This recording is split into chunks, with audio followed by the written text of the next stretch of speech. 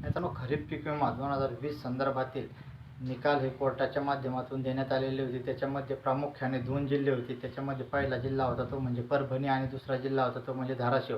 मित्रांनो, परभणी जिल्ह्यातील पीक विमा हा कोर्टाच्या माध्यमातून आदेश देऊन देखील अद्यापपर्यंत त्याच्या संदर्भात कोणत्याही प्रकारची कार्यवाही ही राज्य सरकार असेल किंवा पीक विमा कंपनी असेल यांच्या माध्यमातून करण्यात आलेली नाही आहे। मित्रांनो, नेमका हा परभणी जिल्ह्यातील पीक विमा मोठ्या प्रमाणावरती शेतकऱ्यांचा बाकी आहे। काही शेतकऱ्यांना पहिल्या टप्प्यामध्ये काही वाटप करण्यात आलेलं आहे आणि जवळजवळ बऱ्याचशा शेतकऱ्यांना म्हणजे 200 ते 250 कोटी रुपयाची जी रक्कम आहे ती रक्कम अद्याप देखील पीक विमा कंपनीनं वाटप केलेली नव्हती आणि ती नेमकी वाटप करण्यासाठी कोर्टाच्या माध्यमातून 2 वेळेस आदेश देऊन देखील तो पीक विमा अद्यापर्यंत शेतकऱ्यांना वाटप करण्यासाठी कोणतीही प्रक्रिया ही करण्यात आलेली नाही आहे आणि नेमका तो पीक विमा नेमका शेतकऱ्यांना कधी वाटप होईल हे यावरती प्रश्नचिन्ह अद्याप देखील कायमच आहे। दुसरा जिल्हा आहे तो म्हणजे धाराशिव जिल्हा आणि धाराशिव जिल्ह्यातील शेतकऱ्यांना देखील पीक विम्याचं वाटप हे लवकरात लवकर करण्यात यावं असा आदेश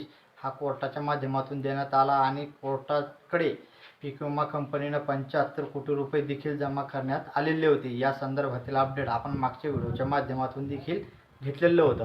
मित्रांनो, असं असताना आता हा पीक विमा म्हणजे कोर्टाकडे 75 कोटी रुपये जमा करण्यात आलेले होते आणि 75 कोटीचं व्याज होऊन जवळजवळ 13,93 लाख रुपये व्याज आणि 75 कोटी रुपये हे म्हणजे जवळजवळ 92,93 लाख रुपये आणि राज्य सरकारच्या माध्यमातून 135 कोटी रुपये हे पीक विमा कंपनीला देण्यात येणार होते आणि असे दोन्ही मिळून जवळजवळ 227 कोटी रुपये हा एवढा पीक विमा हा धाराशिव जिल्ह्यातील शेतकऱ्यांना वाटप होणार आहे। मित्रांनो, येत्या 1 ते 2 दिवसांमध्ये या पीक विम्याचं वाटप हे सुरू होईल आणि नेमकं हा जो पीक विमा आहे हा बऱ्याचशा शेतकऱ्यांना वितरित होणार आहे। मित्रांनो, नेमकं कोर्टाच्या माध्यमातून सांगण्यात आलेलं होतं की हा पीक विमा लवकरात लवकर शेतकऱ्यांना वितरित करण्यात यावा आणि जर नाही केला तर पीक विमा कंपनीवरती दंडात्मक कारवाई करण्यात यावी आणि राज्य सरकारवरनं सुद्धा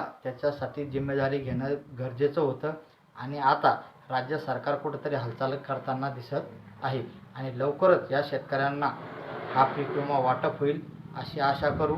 आणि नेमका आता सांगण्यात जरी आलेलं असलं की हा पीक विमा येत्या 2 ते 4 दिवसामध्ये जमा होईल, पण प्रत्यक्षात नेमकं शेतकऱ्याला जमा होण्यात आणि सांगण्यात खूप मोठा फरक असतो। पण नेमकं जमा कधीपासून होतोय हे देखील आता पाहावं लागणार आहे। येत्या 2 ते 3 दिवसामध्ये हा पीक विमा जमा होण्याची शक्यता आहे। तर मित्रांनो, ही होती एक छोटीशी अपडेट। चला भेटू अशाच नवीन माहितीसह पुढील व्हिडिओमध्ये। तोपर्यंत धन्यवाद।